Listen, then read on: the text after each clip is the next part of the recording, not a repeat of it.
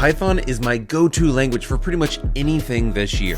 There are dozens of other backend languages to pick from. They all have different reasons to why you should choose them, and I've tried many of them. But time after time, I find myself reaching for Python. And there's 6 reasons to why I keep finding myself wanting to use Python. Reason number 1 is that Python doesn't get in the way. Early in my career, I tried many different backend programming languages. I would shift between Java, C#, Python, and I'll continue this routine of using different programming languages all the time. Most of the time, I was coding solo. As I started joining teams and started getting familiar with different coding projects, I wanted to rely on something that was easy to use and had everything I needed, including a big ecosystem. And that's where Python shines. The Python syntax reads more like English than any other programming languages, and I can spin up a working API in like 10 lines of code using Fast API. I don't need to consistently reference documentation, and the Python language just gets out of my way so I can focus on what I need to do. This simplicity scales. It reduces friction when onboarding new developers. It speeds up code reviews, and it allows me to create coding content for this YouTube channel faster. So it doesn't really matter whether I'm building APIs, writing data pipelines, or scripting migrations, Python feels like the tool I want to be using at all times. Now, reason number 2 is about the framework that changed everything for me. For a long time, Python wasn't the first language I would choose if I was serious about building modern, scalable APIs. Flask was a popular choice, but it was intentionally minimal by design. That meant I had to make a lot of decisions myself. Which libraries to use for validation,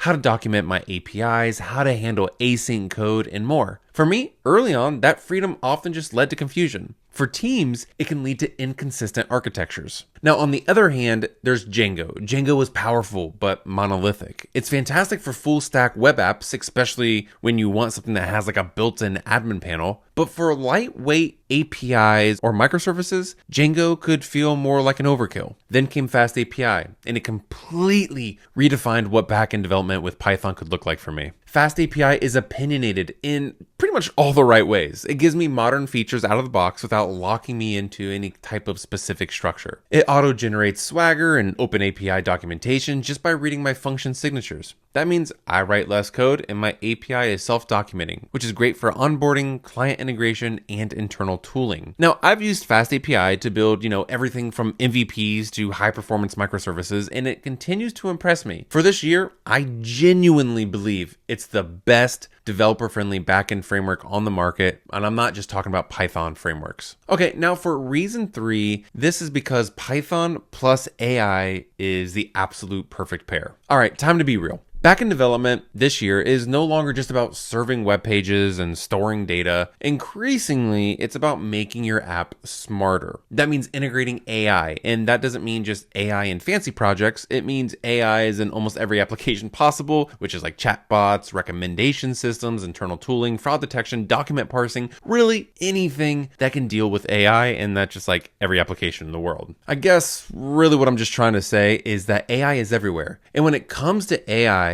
Python is the industry native language. The entire modern AI ecosystem was built around Python. Do I need vector search? Python's got me. Do I need to train a custom model? Python's got me. Every tutorial assumes Python. Trying to work with OpenAI, Hugging Face, or Anthropic, their SDKs are all Python first. We don't need to use any kind of awkward wrapper to get things working. With Python, I can go from prototype to production in the same language without switching stacks or rewriting any of the code. And this matters because the faster I can integrate, experiment, and iterate with AI, the more value I can deliver with my backend application. All right, now reason 4 is that the ecosystem doesn't make me Google everything or AI everything. Every backend language claims to have great libraries, but in practice, some ecosystems are a mess of outdated, poorly documented tools. Others are too shallow, which are fine for basic CRUD applications, but frustrating when your app starts becoming a little bit serious. Python, I believe, really strikes the perfect balance. Its ecosystem is broad enough to handle just about anything that's thrown at it, from building APIs, or building microservices, or full web applications, or processing data. It just really doesn't matter. Python can do everything. On top of that, the Python community is massive. Chances are someone's faced the same issue you might experience and has written a blog or GitHub comment or AI is able to answer it on its own. Python's community just supports systems which allow for acceleration of development, especially when I'm moving fast